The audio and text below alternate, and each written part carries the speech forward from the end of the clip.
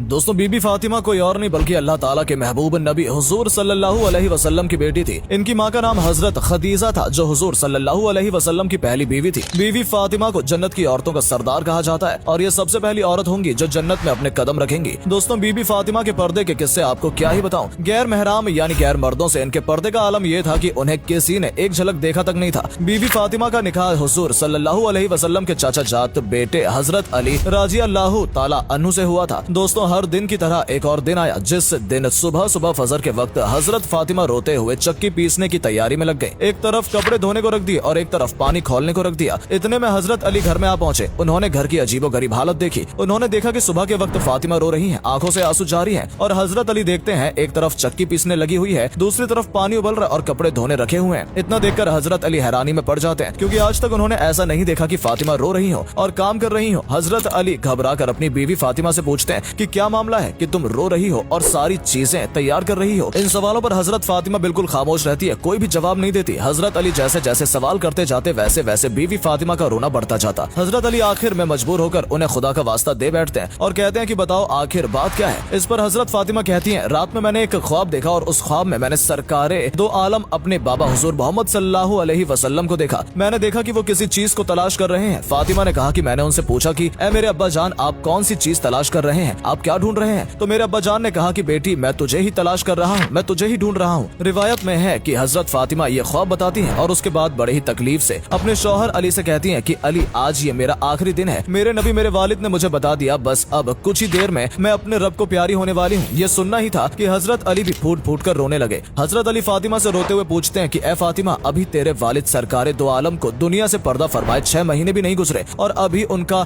गम ही सीने पर भारी है। तू ही बता कि तेरे जाने का बोझ मैं कैसे उठाऊंगा, मैं कैसे बर्दाश्त कर पाऊंगा तेरा गम। हजरत फातिमा ने कहा कि ए अली जैसे तुमने वालिद हजरत मोहम्मद सल्लल्लाहु अलैहि वसल्लम की वफात पे सब्र कर लिया था बस वैसे ही मेरे भी रुखसत होने पर खुद पे काबू कर लेना, वैसे ही सब्र कर लेना। दोस्तों इसके बाद धीरे धीरे हजरत फातिमा की तबीयत और बिगड़ने लगी, उन्हें बुखार चढ़ने लगा। वो चक्की पीस रही थी तो हजरत अली ने उनका हाथ पकड़ लिया और कहा कि बस करो आज तुम्हारा आखिरी दिन है, तुम हम सबको छोड़कर दुनिया से पर्दा करने वाली हो। ये चक्की पीसने, ये कपड़ा धोने, ये पानी गर्म करना, ये सब तकलीफ क्यों उठा रही हो। इस पे फातिमा रोने लगती है और कहती है कि मुझे तुम्हारा भी हक अदा करना है और मुझे मेरे बेटे हसन और हुसैन का भी हक अदा करना है। मैं दुनिया से चली जाऊंगी तो मैं चाहती हूँ कि मैं अपने आखिरी काम करते जाऊँ, मैं चक्की पीस कर जाऊँ, कपड़े धुल कर जाऊँ, अपने बच्चों को नहला कर जाऊँ ताकि मेरे इंतकाल के बाद तुम्हें किसी के सामने हाथ न फैलाने पड़े। रियावत में है कि हजरत अली फातिमा को खड़ा करते हैं और दोनों रो रहे होते हैं। इतने में दोनों बच्चे हसन और हुसैन आ जाते हैं। मेरे दोस्तों जरा सोचो उस माँ बाप पर क्या गुजर रही होगी जैसे इस बात का पहले से पता है कि ये उसके सामने उसके बच्चे की आखिरी झलक है। अब आज के बाद वो अपने बच्चों को दोबारा न देख सकेगी। हजरत फातिमा अपने दोनों बच्चों को सीने से लगा लेती है। हजरत अली को रोता देख, हजरत फातिमा को रोता देख उन दोनों बच्चों को रहा नहीं गया और वो भी रोने लगे। रोते हुए दोनों बच्चों ने अपनी माँ से पूछा कि आप क्यों रो रही हैं। अपने अब्बा को रोता देख उनसे भी पूछा कि आप क्यों रो रहे हैं। अली ने कोई जवाब नहीं दिया, फातिमा ने भी कोई जवाब नहीं दिया। बस फातिमा ने अपने दोनों बच्चों को इशारा किया कि तुम दोनों मेरे वालिद अपने नाना हुजूर मोहम्मद सल्लल्लाहु अलैहि वसल्लम के कब्र पर ले जाओ। ये सुनते ही फौरन दोनों बच्चों ने माँ की बातों का मान रखा और कब्र पे चले गए। दोस्तों जैसे ही वो मासूम और हकीकत से अनजान बच्चे अपनी माँ को छोड़कर कब्र पे पहुंचे, जैसे ही कब्र पे जाकर खड़े हुए कब्र के अंदर से मेरे नबी की आवाज उनके कानों में पड़ गई। नबी ने कहा कि ऐ मेरे नवासों तुम अपनी माँ के पास चले जाओ, मेरे पास तो तुम बाद में भी आ सकते हो लेकिन आज आखिरी दिन है, इसके बाद तुम्हें अपनी माँ का चेहरा नजर नहीं आएगा। ये सुनना ही था कि दोनों मासूम बच्चे रोते हुए दौड़ते दौड़ते घर पर आ पहुंचे और देखा कि माँ भी रो रही है, बाप भी रो रहा है, तो सीधे आकर माँ को गले लगा लेते हैं। धीरे धीरे वक्त गुजरकर शाम को आ पहुंचा। हजरत फातिमा का बुखार और बढ़ जाता और अब उन्हें एहसास होने लगा था कि अब उनका वक्त बिल्कुल करीब है। हजरत फातिमा का बुखार अपने जोर पर था, बिस्तर पर लेटी हुई थी। तब वो अपने शौहर हजरत अली राजी अल्लाह ताला अन्हु को करीब में बैठाती हैं और कहती हैं कि मैं 3 बातें तुम्हारे सामने रखती हूँ। पहली बात वो हजरत अली से कहती हैं कि मुझे मालूम नहीं कि तुम्हारे निकाह में आने के बाद मेरी वजह से तुम्हें कितनी तकलीफें हुई हैं, तुम्हें कितनी ही मुश्किलों का सामना करना पड़ा होगा। वो अपने शौहर से दरख्वास्त करती हैं कि अल्लाह के वास्ते मुझे मेरी वफात से पहले माफ कर दे ताकि कयामत के वक्त मुझे मेरे नबी के सामने रुस्वा न होना पड़े, मुझे मेरे वालिद के सामने जलील न होना पड़े। इस पर अली की चीखें निकली और रोते हुए फातिमा के सर पे हाथ फेरा कि तू गम मत कर, तू नबी की बेटी है और माफी तो मुझे मांगनी चाहिए कि मैं तेरा हक अदा नहीं कर सका। अली एक लंबी सांस लेते हैं और फिर कहते हैं कि मुझे मालूम है कि जब से तुम मेरे निकाह में आई हो तुम्हें 2 वक्त की रोटी भी नसीब नहीं हुई है। इतने में हजरत फातिमा अपनी दूसरी बात बोल पड़ती हैं कि ऐ मेरे शौहर मेरे बाद तुम्हें जिस भी औरत से निकाह करना हो कर लेना। उसके बाद अपने प्यारे बच्चों की तरफ निगाह करके कहती हैं कि अली चाहे जिससे निकाह करना लेकिन एक रात मेरे बच्चों के साथ भी गुजारना क्योंकि ये अभी बहुत छोटे और मासूम हैं, ये अपना अच्छा बुरा वक्त नहीं समझ सकते। जब ये बालिग हो जाएं तो उन्हें अल्लाह के हवाले कर देना। अब तीसरी बात दोस्तों बीवी फातिमा की ये थी कि हजरत फातिमा फरमाती हैं, ऐ मेरे शौहर अली, जब मेरा इंतकाल हो जाए तो किसी को न बुलाना। इस बात पे हजरत अली हैरान होकर पूछने लगते हैं कि फातिमा आखिर ऐसा क्यों, मैं नबी की बेटी के जनाजे में आखिर क्यों किसी को न बुलाऊं। तब हजरत फातिमा रोने लगती हैं और कहती हैं कि मेरे नबी ने मुझसे कहा था कि बेटी पर्दे में रहना, मैंने अपने वालिद की बात को पूरा कर लिया, पूरी जिंदगी में किसी मर्द ने मेरे बदन को नहीं देखा, और अली मैं चाहती हूँ कि मेरे मरने के बाद कोई मेरे बदन को ना देखे। इसके बाद जहरा फातिमा ने बस कुछ आखिरी अल्फाज अपनी जबान से बयान किए। उन्होंने कहा कि ऐ अली, आज मैंने रोजा रखा है। तो हजरत अली ने जब वजह पूछी तो फातिमा ने फरमाया कि मेरे वालिद और अल्लाह के नबी ने ख्वाब में मुझसे कहा था कि बेटी सहरी अली के दस्तरखान पे कर लेना, और इंशाअल्लाह इफ्तार यहाँ मेरे दस्तरखान पर होगा। बस ये जुमला कहते ही कलमा पढ़ते हुए हजरत जहरा फातिमा जन्नत की औरतों की सरदार दुनिया से पर्दा कर लेती है। जैसे कि फातिमा ने कहा था कि रात में मेरा जनाजा उठेगा ताकि किसी को पता न चले, तो हजरत अली अपने बेटों के साथ और हजरत अबूजर दिफारी रजी अल्लाह ताला अन्हु के कंधा दिया। ये हजरत अबूजर वो था जिसे अल्लाह ने खासकर कंधा देने के लिए भेजा था। दोस्तों, हजरत फातिमा के आखिरी पल हम सबके लिए सबक था। दोस्तों, जब फातिमा को कब्र के अंदर उतारा जाने लगा तो हजरत अबूजार से हसन, हुसैन और